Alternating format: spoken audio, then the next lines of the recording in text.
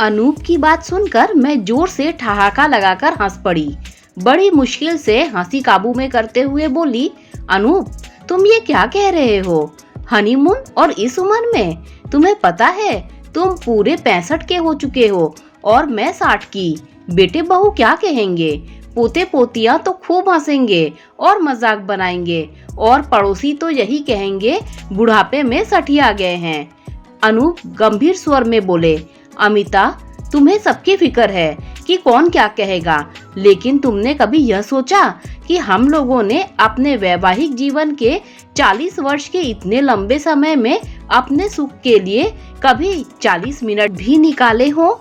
तुम हर वक्त घर गृहस्थी के जंजाल में उलझी रही और मैं परिवार के पालन पोषण, भाई बहनों व बच्चों के उज्जवल भविष्य के लिए अर्थव्यवस्था सुदृढ़ करने में उलझा रहा।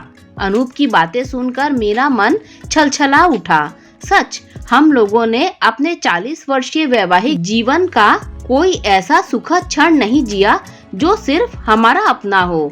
भरे मन से नम आंखों को मूंदा तो 40 वर्ष पुराना अतीत सजीव हो गया।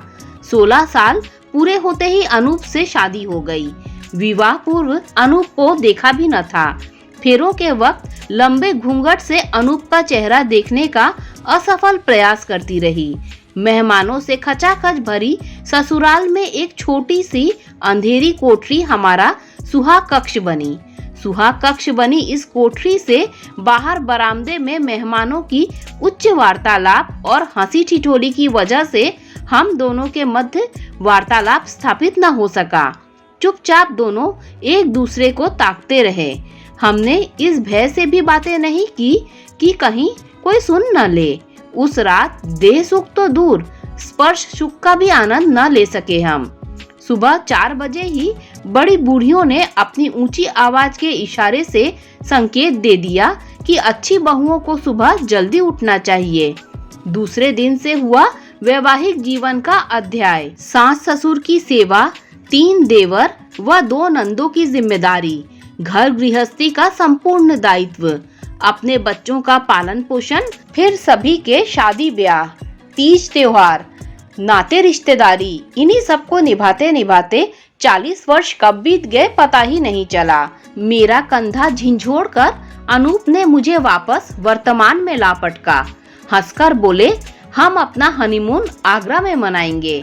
प्रेम के प्रतीक ताजमहल में हम भी अपने प्यार को जमा करेंगे। मुझे शरारत सूझी, मनाली में क्यों नहीं? क्या इस उम्र में हम लोग कुल्लू मनाली की हसीन वादियों में एक दूसरे की बाहों में बाहें डालकर अपना हनीमून नहीं मना सकते? इस उम्र में बर्फ से खेलने का आनंद हमारे यौवन काल को पुनः जीवित कर देगा।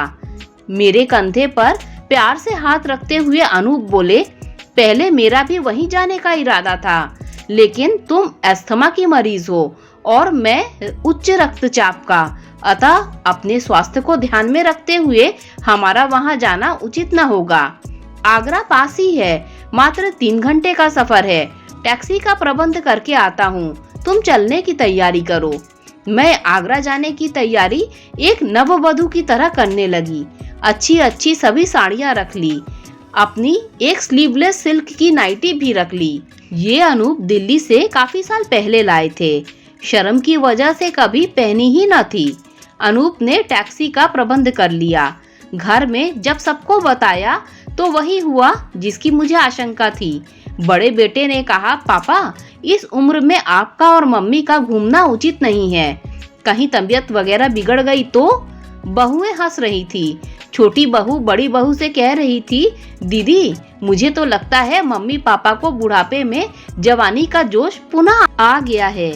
नन्ही पोती दादाजी को नसीहतें दे रही थी, दादाजी दादी का हाथ पकड़कर चलना, कहीं दादी खो न जाए। बहुओं की असीम कृपा से कॉलोनी भर में यह खबर जंगल की आग की तरह फैल गई कि बुढ़ापे में अनूप हनीमून मनाने जा रहे हैं। सभी के व्यंग्य बाण हमारे अटल निर्णय को डगमगा न पाए, लेकिन चलते समय फरमाइशी लिस्टों के ढेर लग गए।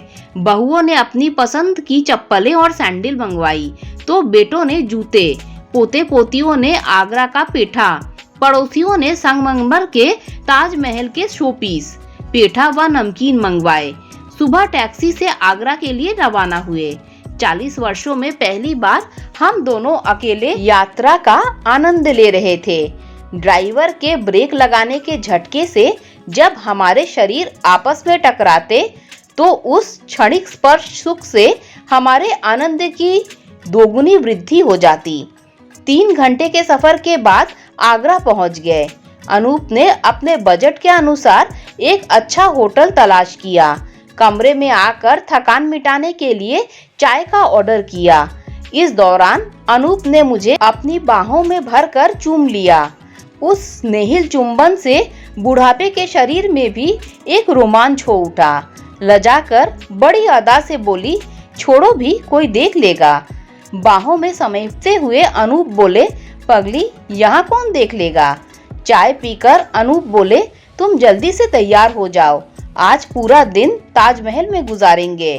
कल लाल किला और दयाल बाग और परसों फतेहपुर सीकरी घूमेंगे। कहते हुए पूरे भावी कार्यक्रम की रूपरेखा प्रस्तुत कर दी।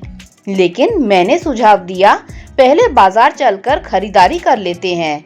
जिसने जो मंगवाया है आज ही खरीद लेते हैं। बाद में कहीं खरीद नहीं पाए तो सभी लोग नाराज हो जाएंगे। अनूप को मेरा सुझाव पसंद आ गया। शॉपिंग बैग लेकर निकल पड़े बाजार। पूरा दिन खरीदारी करते रहे।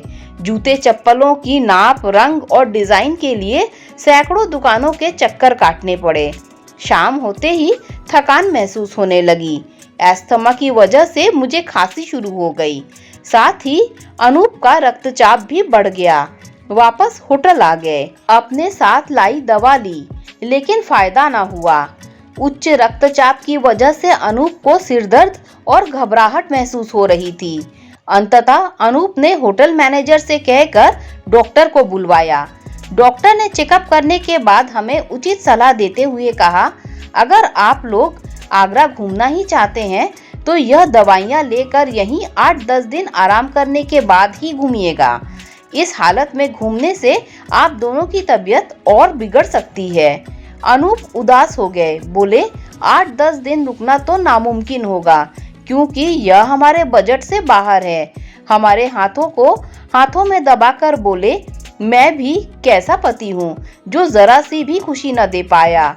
मैंने अनूप के मुंह पर हाथ रखते हुए कहा, कैसी बातें कर रहे हो, हम दोनों ने आज पूरा दिन एक साथ बिताया, यह क्या कम है।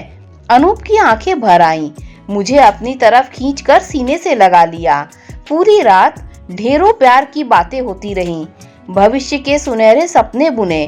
अस्वस्थ होने के बावजूद भी पूरी रात हर क्षण को भरपूर उल्लास, उत्साह, उमंग और तन्मयता से जिया। कमरे में केसरिया किरण के शुभागमन से पता चला कि रात बीत चुकी है। रात भर की जगी सुर्ख लाल आंखों में गुजरे हर पल का खुमार अब भी बाकी था। नववधू की तरह लजाकर उठी तो अनूप ने इशारे से मुझे अपने पास बुलाया और कान में फुसफुसा कर कहा, हनीमून कैसा रहा।